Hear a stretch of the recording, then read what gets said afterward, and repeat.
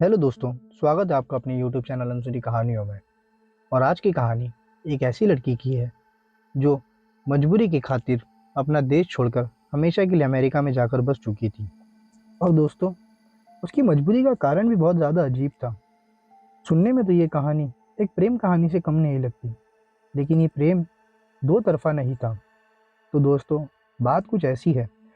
माधुरी जब हिंदुस्तान में अपने माता पिता के साथ रहती थी, तो वो लड़का विनय, वो भी माधुरी के पड़ोस में ही रहता था। माधुरी, विनय और इन दोनों के बाकी के दोस्त लोग साथ में ही खेला करते थे और साथ ही साथ स्कूल भी जाया करते थे। लेकिन विनय के मन में माधुरी के लिए बहुत ही अधिक प्यार था और वो ये बात माधुरी को बताने से कहीं ना कहीं बहुत ज़्यादा डरता था। उसे ये डर था कि कहीं माधुरी अगर मना कर दी तो उसका दिल टूट जाएगा और वो उससे बात भी नहीं करेगी। लेकिन देखते ही देखते विनय का प्यार एक पागलपन में बदल गया।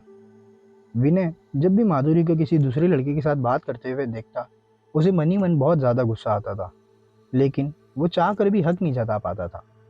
एक दिन विनय ने फैसला किया कि वो माधुरी से अपने मन की बात कह देगा।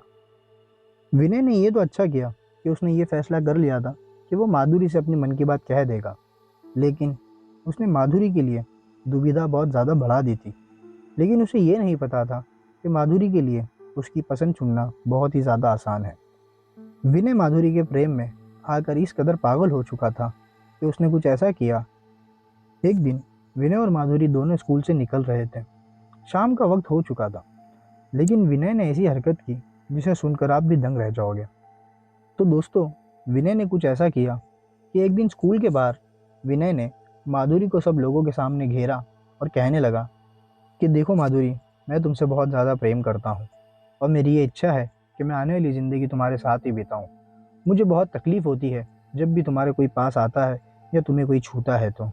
मुझसे अब और घुट-घुट के रहा नहीं जाता और अब तुम मेरी बात मान जाओगी तो ठीक है, वरना मैं आज खुदकुशी कर लूँगा, क्योंकि मुझे इस कदर घुट-घुट के जिया नहीं जाता। माधुरी विनय की ये बात सुनकर बहुत ज़्यादा चौंक गई और मन ही मन थोड़ा-सा घबरा भी गई कि ये क्या कह रहा है, क्योंकि माधुरी के मन में विनय के लिए ऐसी कोई भी इच्छा थी ही नहीं। वो तो उसे बस एक दोस्त की नज़रों से ही देखती थी और अपने बचपन में मस्त रहती थी। इसी वजह से माधुरी को विनय को जवाब देना बहुत ही ज़्यादा आसान था।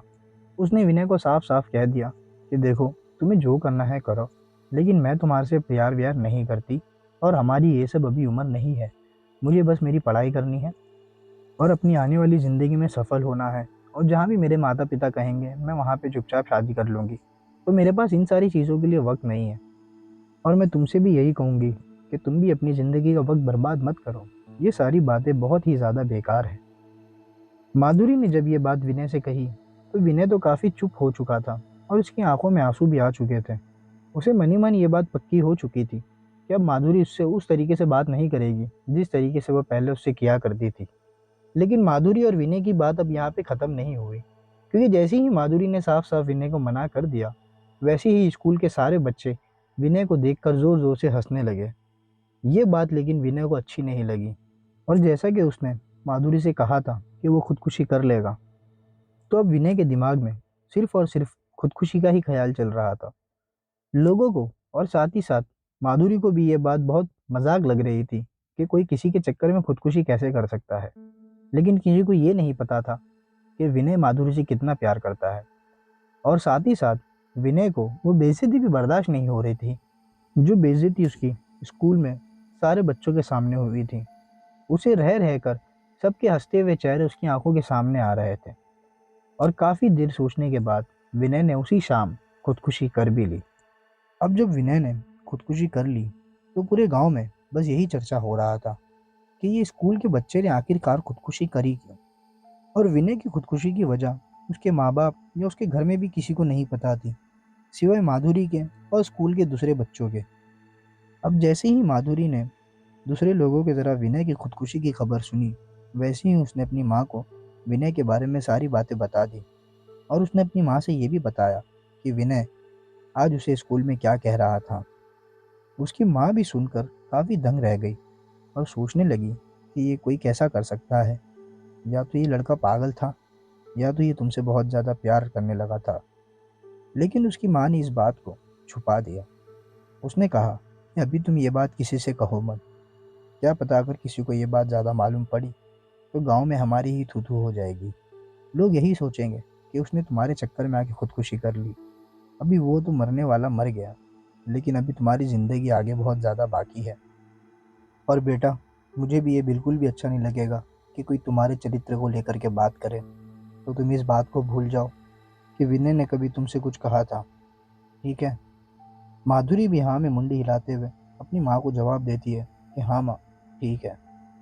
अब माधुरी, उसकी माँ, उसके पिता और उसके बाकी के घर वाले सब मिलकर उस विनय के अंतिम संस्कार में चले गए और ये सोचा कि अब इसके लिए भगवान से ही प्रार्थना की जा सकती है। इसने तो अपनी ज़िंदगी ख़त्म कर दी, अब हम बस यही कर सकते हैं कि इसके लिए सिर्फ़ और सिर्फ भगवान से प्रार्थना ही कर सकते हैं। ये विचार के साथ वो सारे लोग अपने घर से निकलकर उसके अंतिम संस्कार में जा पहुँचे। अब जैसे ही माधुरी विनय के अंतिम संस्कार में पहुँचती है, तो वो ये देखती है कि विनय की माँ, विनय के पिता और विनय के 2 भाई, साथ ही साथ विनय के बाकी के घर वाले बहुत ही ज़्यादा दुःख में थे। वो लोग बहुत फूट-फूट कर रो रहे थे, लेकिन किसी को भी विनय की मृत्यु का कारण पता नहीं था। अब साथ ही साथ माधुरी को उसके स्कूल के और भी दोस्त दिखते हैं, जिनके सामने विनय ने ये बात कही थी। जैसे ही माधुरी ने उन दूसरे दोस्तों को देखा, वैसे ही उसने उन सारे दोस्तों को इकट्ठा किया और उसकी माँ की कही हुई बात उन सभी लोगों से कहने लगी और कहा कि किसी को भी ये बात ना पता चले कि इसने मेरे चक्कर में आकर खुदकुशी कर ली। माधुरी के सारे दोस्त भी माधुरी की बात सुनकर कहने लगे कि हाँ माधुरी, तुम बिल्कुल भी चिंता मत करो। हम भी नहीं चाहते कि तुम्हारी इज्जत कहीं खराब हो, और हम सब तुमसे ये वादा करते हैं कि ये बात हम किसी से नहीं कहेंगे। और उन लोगों की ये बात खत्म होते ही माधुरी और उसके सारे दोस्त मिलकर अंतिम संस्कार में जुड़ गए। अब अंतिम संस्कार की प्रक्रिया चल ही रही थी कि अगले ही पल माधुरी को विनय एक रोती हुई शक्ल के साथ दिखता है। माधुरी ये देख के थोड़ा सा चौंक जाती है। चौंक क्या जाती है, बल्कि मैं तो आपसे ये बोलूँगा, बहुत ज़्यादा डर जाती है। अब जैसे ही माधुरी ने विनय को रोते हुए देखा, वैसे ही वो भागकर अपनी माँ के पास जाती है और माँ से कहने लगती है कि माँ, मैंने विनय को बस अभी ही देखा है और वो मुझे देखकर बहुत ज़ोर-ज़ोर से रो रहा था। माधुरी की माँ भी ये बात सुन के बहुत ज़्यादा चौंक जाती है और साथ ही साथ बहुत ज़्यादा डर भी महसूस करने लगती है। जैसे ही माधुरी ये बात अपनी माँ को कहती है, वैसे ही माधुरी की माँ उसका हाथ पकड़कर उसे घर की तरफ ले चलती है और माधुरी के पिता को भी इशारा करते हुए कहती है कि जल्दी से घर चलो। ये दोनों अपनी बच्ची को लेकर घर पहुँचते हैं और माधुरी से सारी बातें सुनते हैं। दोनों बहुत ही ज़्यादा डर जाते हैं, क्योंकि उसके माता और पिता के लिए ये बात बहुत ज़्यादा नई थी, क्योंकि उन लोगों ने अपनी ज़िंदगी में इससे पहले कभी भूत-प्रेत जैसी चीज़ों से कभी निपटे ही नहीं थे। तो ये सारी चीज़ें उसके माता-पिता के लिए बहुत ज़्यादा नई थी। अब जैसे ही उसके माता-पिता माधुरी को लेकर घर पहुँचते हैं, वैसे ही अपने घर के अंदर के मंदिर में जाकर वो लोग बैठ जाते हैं और भगवान से प्रार्थना करने लगते हैं। हे भगवान, ये मेरी बेटी के गले ये कौन-सी बला पड़ गई है? कैसे भी करके इस भूत को मेरी बेटी से दूर कर दे भगवान। माधुरी के माता-पिता अपनी प्रार्थना में लगे ही थे कि अगले ही पल माधुरी को फिर से विनय दिखता है और इस बार विनय सिर्फ उसको देखकर रो नहीं रहा था, बल्कि उसे देखकर इशारा कर रहा था और इशारों में ये कह रहा था कि माधुरी, मैं तुम्हें अपने साथ ले जाऊँगा। माधुरी ये चीज़ देखकर बहुत ज़्यादा डर गई और चीख-चीख के रोने लगी। अब तक के विनय की लाश का अंतिम संस्कार हुआ नहीं था और वो अभी से माधुरी को नज़र आ रहा था। माधुरी विनय को देखते हुए इतना डर गई थी कि डर के मारे वो बुखार में तपने लगी थी। अब माधुरी के पिता ने माधुरी का बुखार देखते हुए अपने पड़ोस के एक डॉक्टर को बुलाकर माधुरी की हालत बताई और कहने लगे कि मेरी बेटी को अचानक से बुखार चढ़ गया। लेकिन माधुरी के पिता ने उस डॉक्टर से भी ये बात छुपाई कि वो मरा हुआ लड़का, जिसका नाम विनय था, वो माधुरी को नज़र आ रहा है। डॉक्टर ने भी अपनी दवाइयों के ज़रिए माधुरी को ठीक करने की कोशिश की। माधुरी को कुछ दवाइयाँ दी और आराम करने को कहा। अब माधुरी ने भी दवाइयाँ खा ली और दवाइयाँ खाने के बाद अपने कमरे में जाकर सोने की कोशिश कर रही थी। अब वो जैसे ही अपने कमरे में जाती, अपने बिस्तर पर लेटकर जैसे ही वो अपने शरीर पर चादर लेती, वैसे ही उसके शरीर से अपने आप वो चादर हट जाती, मानो जैसे किसी ने वो चादर उसके शरीर से घसीट दी हो। माधुरी को ये बात अच्छे से समझ में आ चुकी थी कि ये कोई और नहीं बल्कि विनय का भूत ही है जो उसे परेशान कर रहा है। माधुरी के शरीर से जैसी ही वो चादर हटती है वैसे ही वो भागकर अपनी माँ के पास जाती है और कहने लगती है कि माँ, मैं तुम्हारे साथ ही सोऊंगी, मैं अकेले कमरे में नहीं सो सकती। उसकी माँ ने भी माधुरी को अपने साथ ही सुलाया क्योंकि उसकी माँ को ये महसूस हो गया था कि ये बहुत ज़्यादा डर गई है। और साथ ही साथ उसकी माँ को ये भी पता चल गया था कि इसका इलाज अभी किसी तांत्रिक से ही कराना पड़ेगा, नहीं तो ये भूत मेरी बेटी को जीने नहीं देगा। उसकी माँ ने माधुरी को अपने साथ ही सुला लिया। ये सोचा कि सुबह होते ही किसी तांत्रिक के पास चले जाएगी। और जैसे ही माधुरी अपनी माँ के साथ सोती है, उसकी नींद गहरी होते ही उसे सपने में फिर से विनय दिखता है। और विनय माधुरी से पूरी पूरी बात करते हुए कहता है कि देखो माधुरी, मैंने तो तुमसे अपनी दिल की बात कही थी, लेकिन तुमने मेरी बात नहीं मानी। और मैंने तुमसे ये भी कहा था कि अगर तुम मेरी बात नहीं मानोगी तो मैं खुदकुशी कर लूँगा। और मैंने मेरा वादा पूरा किया। मैंने तो खुदकुशी कर ली, लेकिन मेरा दिल यहाँ भी तुम्हारे बगैर बिल्कुल नहीं लग रहा। इसके लिए मैंने ये तय कर लिया हूँ कि मैं भी तुम्हें इस दुनिया में नहीं रहने दूंगा और मैं तुम्हें अपने साथ ही ले जाऊंगा। माधुरी अपने सपने में इतना डर गई थी कि वो आधी ही रात में नींद से उठकर अपनी माँ के गले लग के चीख चीख के रोने लगी और कहने लगी कि माँ, ये मेरा पीछा नहीं छोड़ रहा है। ये मुझे सपने में भी नज़र आ रहा है और सपने में भी ये वही बात कह रहा है कि ये मुझे यहाँ से ले जाएगा। माँ, ये मुझे कहीं मार ना दे। माधुरी की माँ माधुरी के मुंह से ये बात सुनते ही एक बात तय कर लेती है कि अब सुबह होते ही वो किसी न किसी तांत्रिक के पास ज़रूर जाएगी, क्योंकि उसे भी उसकी बेटी का ये दुख देखा नहीं जा रहा था। और कहीं न कहीं माधुरी की माँ को ये डर भी सता रहा था कि वो उसकी बेटी की जान न ले ले। और जैसे ही सुबह हुई वैसे ही माधुरी की माँ माधुरी को लेकर एक तांत्रिक के पास गई और उस तांत्रिक को उसकी माँ ने सारी बातें बताई। उस तांत्रिक ने भी माधुरी की माँ की सारी बातें सुनी और उस तांत्रिक ने माधुरी से भी कुछ सवाल पूछे। माधुरी ने भी तांत्रिक की सारी बातों को सुनते हुए हर बात का सही सही जवाब दिया। जो भी बात हुई थी उसने वो सारी बात उसी तरीके से बताई। तांत्रिक ने सारी बात सुनी और समझी।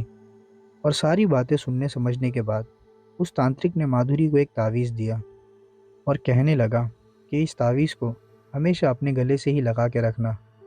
अभी जैसे ही तुम घर पे जाओगे वैसे ही इस तावीज़ को एक मोटे काले धागे में बांध कर अपने गले में पहन लेना और कभी भी इस तावीज़ को अपने से दूर मत करना, क्योंकि जो हिसाब से तुम बता रही हो और जो भी चीज़ें मैं देख पा रहा हूँ उससे मैं एक चीज़ साफ साफ समझ चुका हूँ कि ये अपनी ज़िद में मरा है। और ऐसे ज़िद्दी भूत बहुत जल्दी नहीं मानते। इन लोगों का इलाज करना थोड़ा मुश्किल हो जाता है। तुम्हें अभी इस तावीज़ के ही सहारे ज़िंदगी काटनी होगी। और मैं तो तुम्हें ये कहूँगा कि कैसे भी करके ये शहर या ये देश ही छोड़ दो, क्योंकि जो हिसाब से तुम बता रही हो वो हिसाब से एक बात साफ है, ये विनय नाम का जो भूत है ये ना तुम्हें सही से जीने देगा और ना ही तुम्हारे साथ किसी और को। ये बात मैं तुम्हें इसलिए कह रहा हूँ क्योंकि ये जो विनय था, तुम्हारे कहने के हिसाब से ये तुम्हारे साथ किसी और को देखता था तो इसे तकलीफ़ होती थी। तो ये बात मैं तुम्हें गारंटी के साथ कह सकता हूँ, अगर तुमने आने वाले वक्त में किसी से शादी की तो ये तुम्हारे साथ साथ उस व्यक्ति को भी नुकसान पहुँचा सकता है। तो अगर तुम्हें तुम्हारी आगे की ज़िंदगी सुकून से निकालनी है तो तुम्हें ये शहर या ये देश छोड़ना होगा। ये बात सुन के माधुरी की माँ काफ़ी चिंता में आ गई, लेकिन माधुरी की माँ ने ये बात को अच्छे से तय कर लिया कि जैसा भी ये तांत्रिक कह रहा है ठीक उसे वैसा ही करना है। और माधुरी की माँ ने ठीक वैसे ही माधुरी को आगे की पढ़ाई करने के लिए अमेरिका भेज दिया और कहने लगी कि अब तुम एक काम करना, वहीं अपनी ज़िंदगी बसा लेना। जब भी हमें मिलने का मन होगा मैं और तुम्हारे पिता साथ ही में तुमसे मिलने आ जाएंगे, लेकिन अब तुम दोबारा इस शहर में या इस देश में नहीं आना। अब दोस्तों, जैसा कि मैंने आपको पहले बताया कि माधुरी एक मजबूरी के कारण अपना देश छोड़कर हमेशा हमेशा के लिए अमेरिका में जा बसी। लेकिन अब इस बात को सालों बीत चुके थे। माधुरी की पढ़ाई पूरी हो चुकी थी, वो वहीं पे जॉब भी कर रही थी और उसको वहीं पे एक लड़के से प्रेम भी हो गया था। उसने अपने माता पिता से उस लड़के के बारे में बताया भी और कुछ वक्त के बाद उसने उस लड़के से शादी भी कर ली। अब इस बात को कई साल हो चुके थे। और माधुरी भी कहीं ना कहीं विनय और उसके भूत को भूल चुकी थी और वो अपनी जिंदगी में बहुत ही ज्यादा खुश रहने लगी थी। लेकिन माधुरी को कभी ये नहीं पता था कि उसकी खुशी ज्यादा दिन की मेहमान नहीं है और वो अपनी खुशी भरी जिंदगी जी ही रही थी कि थोड़े ही दिन में उसकी एक कजिन बहन का उसको फोन आता है और वो माधुरी से कहने लगती है कि देखो माधुरी, बहुत ज़माना हुआ तुम्हें देखे हुए और तुम मेरी बात अभी ध्यान से सुनो। मेरी अगले महीने में शादी है और मैं ये चाहती हूँ कि तुम और तुम्हारे हस्बैंड यानी हमारे जीजा जी मेरी शादी में ज़रूर रहे और अगर तुम दोनों मेरी शादी में नहीं आए तो मैं शादी ही नहीं करूँगी। माधुरी को भी उस कज़िन से लगाव बहुत ज़्यादा था और माधुरी के भी मन में कहीं ना कहीं ये बात कुछ दिनों से चल ही रही थी कि उसे अब हिंदुस्तान जाकर उसके माता पिता से मिलना चाहिए। और यही सब बातों को सोचते हुए माधुरी ने उसकी कजिन से कहा कि तुम बिल्कुल भी फिक्र मत करो, मैं तुम्हारी शादी में ज़रूर रहूंगी और भी मेरे हस्बैंड के साथ। लेकिन इसके बदले में तुमको मेरा एक छोटा सा काम करना होगा। माधुरी की ये बात सुनते ही उसकी कजिन कहने लगी कि तुम जो कहोगी मैं वो करूँगी, तुम बस बताओ कि क्या करना है। माधुरी थोड़ा सा फ़ोन पर हंसती और कहती, नहीं नहीं, ऐसी कुछ खास बात नहीं है, लेकिन हाँ, तुम मेरे आने की खबर किसी को भी मत देना। मैं ये चाहती हूँ कि मैं सबको तुम्हारी शादी में सरप्राइज़ कर दूँ। हम इस खुशी को और दुगना करेंगे। माधुरी की कज़िन भी माधुरी के मुंह से ये बात सुनकर और खुश हो जाती है और कहती है कि हाँ हाँ, क्यों नहीं, मैं किसी से नहीं कहूँगी कि तुम शादी में आने वाली हो। और अब माधुरी फ़ोन रखती है और अपने हस्बैंड को कॉल करके कहती है कि हमें आने वाले महीने में इंडिया जाना है, मेरी एक कज़िन की शादी है और तुम एक काम करो, 2 टिकट बुक कर लो, हम दोनों साथ में जाएंगे। माधुरी का भी हस्बैंड हाँ कहते हुए फ़ोन रखता है और ये लोग माधुरी की कज़िन की शादी से कुछ दिन पहले ही माधुरी और उसका हस्बैंड इंडिया आ जाते हैं। लेकिन ये लोगों को इस बात का ज़रा भी अंदेशा नहीं होता है कि इंडिया में उनकी फैमिली वाले नहीं बल्कि एक बहुत बड़ी मुसीबत इंतज़ार कर रही है। जैसे ही माधुरी और उसका पति एयरपोर्ट पे लैंड कर देते हैं, वैसे ही माधुरी के पति की तबीयत थोड़ी सी खराब हो जाती है। माधुरी को ऐसा लगता है कि शायद मौसम बदलने की वजह से उसके पति की तबीयत में थोड़ा सा बदलाव आ गया है। वो उस बात को नज़रअंदाज कर देती है और अपने घर की तरफ अपने पति को लेकर बढ़ने लगती है। जैसे जैसे माधुरी अपने घर के नज़दीक पहुंचती है, वैसे वैसे उसके पति की तबीयत और बिगड़ने लगती है। अब माधुरी भी अपने घर के बजाय अपने पति को लेकर किसी डॉक्टर के पास जाने लगती है और देखते ही देखते माधुरी और उसका पति एक हॉस्पिटल के पास पहुंच जाते हैं। माधुरी अपने पति को लेकर डॉक्टर के पास जाती है और अपने पति की खराब हालत डॉक्टर को बताती है। डॉक्टर भी माधुरी के पति को देखता है और अपने तरफ से कुछ दवाइयाँ देता है और माधुरी को कहता है कि फिक्र की ऐसी कोई बात है नहीं, मैं ये कुछ दवाइयाँ दे रहा हूँ, बस इसे टाइम टू टाइम खिलाते रहना। मुझे तो बस ये लगता है कि ये मौसम में बदलाव के कारण आपके पति की तबीयत खराब हो गई है, इसमें कोई फ़िक्र की बात है नहीं। अगर इन दवाइयों से असर ना हो तो फिर से इन्हें मेरे पास ले आना, मैं इन्हें दूसरी दवाइयाँ दे दूँगा। अब माधुरी अपने पति को लेकर डॉक्टर के वहाँ से निकल कर अपने घर की तरफ बढ़ती है और देखते ही देखते माधुरी अपने घर भी पहुँच जाती है। जैसे ही माधुरी अपने घर पहुँचती है, उसके माँ-बाप उसे देखकर खुश तो बहुत होते हैं, लेकिन उनके दिल में एक डर फिर से पैदा हो जाता है कि वो विनय का भूत मेरी बेटी को फिर से परेशान ना करे। क्योंकि माधुरी ने विनय को आखिरी बार तभी ही देखा था जब वो हिंदुस्तान में थी। जब तक कि माधुरी अमेरिका में थी, तब तक माधुरी को विनय ने बिल्कुल भी परेशान नहीं किया था और यही एक कारण था कि माधुरी अब विनय के बारे में चीज़ें काफ़ी भूलने लगी थी। लेकिन उसे ये नहीं पता था कि विनय माधुरी की गैर मौजूदगी में माधुरी के माता और माधुरी के पिता को बहुत ज़्यादा परेशान करता था। और ये बात माधुरी की माँ ने या माधुरी के पिता ने कभी भी माधुरी से बताई नहीं, क्योंकि उन्हें ऐसा लग रहा था कि अभी हमारी बेटी परदेश में है, अभी हम उसे ये सारी बात बताएंगे तो वो उसकी पढ़ाई पे ध्यान देने के बजाय इन सब चीज़ों से डरेगी। तो उसके माता पिता अकेले ही वो तकलीफ़ झेल लिया करते थे। बस इसी वजह से माधुरी की माँ माधुरी से कहने लगी कि बेटा, तुम्हारा यहाँ पे रुकना बिल्कुल भी ठीक नहीं है, तुम वापस अमेरिका चले जाओ। माधुरी की माँ ने जैसे ही माधुरी से ये बात कही, माधुरी ने बिना सोचे समझे सबसे पहले अपने गले में हाथ डालकर वो तावीज़ चेक करने लगी कि वो तावीज़ उसके गले में है या नहीं। और जैसे ही माधुरी अपने गले में हाथ डालकर चेक करती, उसे ये महसूस हो जाता कि उसके गले में वो तावीज़ नहीं है। अब वो अपनी माँ से कहने लगती है कि माँ, मेरे गले में तो वो तावीज़ भी नहीं है, शायद मैं उसे अमेरिका वाले घर पे ही भूल गई हूँ। आप एक काम करिए, आप मेरे साथ चलिए, हम उसी तांत्रिक के पास जाएंगे। पहले एक तावीज़ ले लेती हूँ, तो ही मैं यहाँ पे शायद थोड़े दिन रह पाऊँगी। माधुरी की माँ माधुरी के मुंह से ये बात सुनते ही कहने लगी कि तुम्हें यहाँ पे रुकने की कोई ज़रूरत नहीं। मैं तुम्हें कह रही हूँ कि तुम बस यहाँ से चले जाओ, मतलब चले जाओ। अब माधुरी की माँ माधुरी को समझा ही रही थी कि अगले ही पल माधुरी ये देखती है कि माधुरी का पति ज़ोर ज़ोर से खांसने लगा, और खांसते खांसते अचानक से उसने खून की उल्टी कर दी। अब ये बात देख के माधुरी बहुत ज़्यादा घबरा गई। उसे ऐसा लगा कि ये मेरी गलती है और ये मेरी ही गलती की सज़ा मेरे पति को मिल रही है। और जैसे ही माधुरी ने अपने पति की बुरी हालत देखी, माधुरी ने अपने पति को उठाया, उसका मुंह साफ किया और उसे बिस्तर पर लिटाने लगी, और डॉक्टर की दी हुई दवाइयाँ अपने पति को खिलाने लगी। लेकिन माधुरी को ये बिल्कुल भी पता नहीं था कि उसकी ये सारी कोशिशें बिल्कुल नाकाम होने वाली है, क्योंकि उसके पति की सांसें अब धीमी हो चुकी थी। अब उसकी जान में जान रही नहीं थी। जैसे ही उसने खून की उल्टी की, वैसे ही उसकी आधी जान निकल चुकी थी। और देखते ही देखते माधुरी के पति ने माधुरी के सामने ही अपना दम तोड़ दिया। माधुरी के पति की मौत ने माधुरी को और उसके पूरे घर को बहुत ज़्यादा दुख में डाल दिया था। माधुरी यहाँ पे आई तो शादी के लिए थी, लेकिन यहाँ पे उसी का घर उजड़ गया। अब माधुरी अपनी पति की लाश देखकर बहुत ज़्यादा दुख में तो थी ही, लेकिन अब उसका गुस्सा सातवें आसमान पे था। और इसी गुस्से में माधुरी ज़ोर ज़ोर से अपने ही घर में चीखने लगती। माधुरी की ये चिल्लाने की आवाज़ सुनकर माधुरी के पड़ोस के सारे लोग माधुरी के घर के पास आ जाते हैं, और ये जानने की कोशिश करते हैं कि ऐसा क्या हो गया और ये कौन चीख रहा है।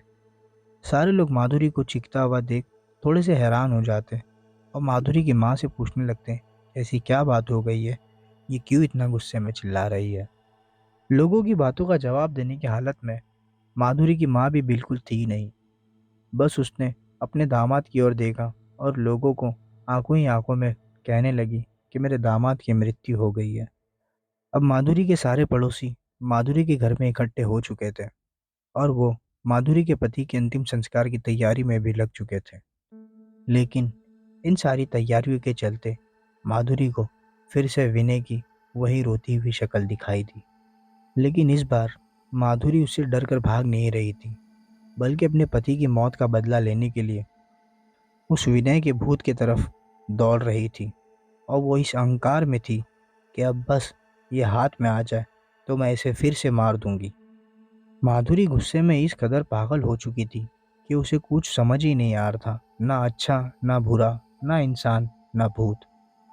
माधुरी जब जब विनय का भूत देखकर उसके पीछे दौड़ लगाती, तब तब उसके पड़ोसियों को ऐसा लगता कि ये शायद अपने पति की मौत के गम में पागल हो गई है, क्योंकि विनय तो सिर्फ और सिर्फ माधुरी को ही दिख रहा था, बाकी किसी को भी नहीं दिख रहा था। और गांव में किसी को ये बात पता भी नहीं थी कि विनय की मौत की वजह माधुरी ही है।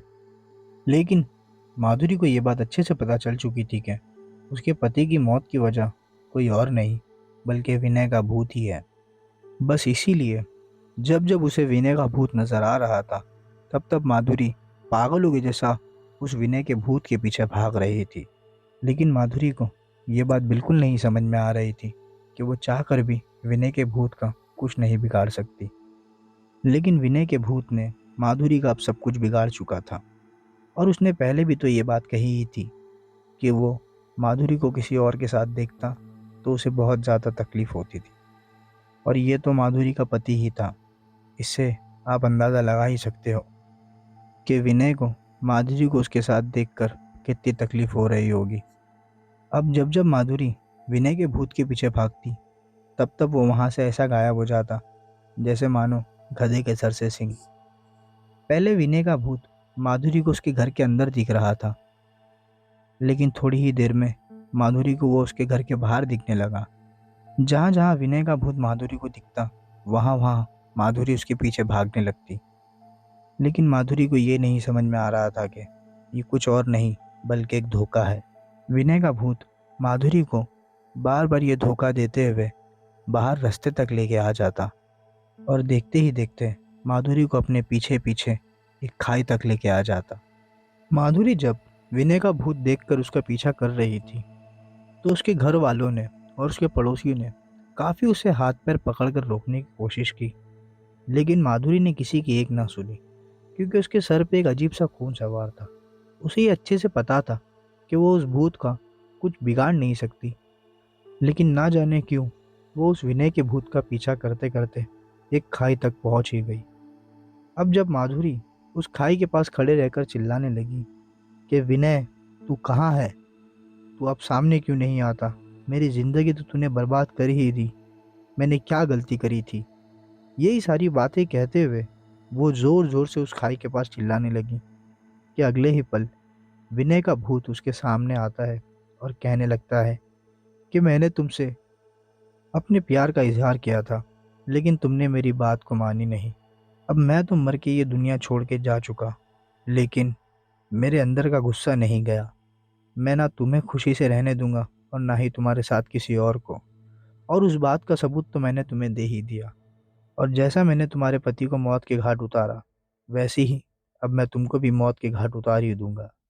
जैसे ही विनय के भूत ने ये बात कही, वैसे ही माधुरी का गुस्सा और तेज हो गया और वो उस भूत पर ऐसे झिपट पड़ी जैसे मानो सामने वो नहीं, उसका शरीर मौजूद हो। और जैसे ही माधुरी उस विनय के भूत के ऊपर छलांग लगाकर झपटने जाती है, वैसे ही विनय का भूत वहां से गायब हो जाता है और माधुरी भी उस खाई से गिरकर मौत की गोद में जाके सो जाती है।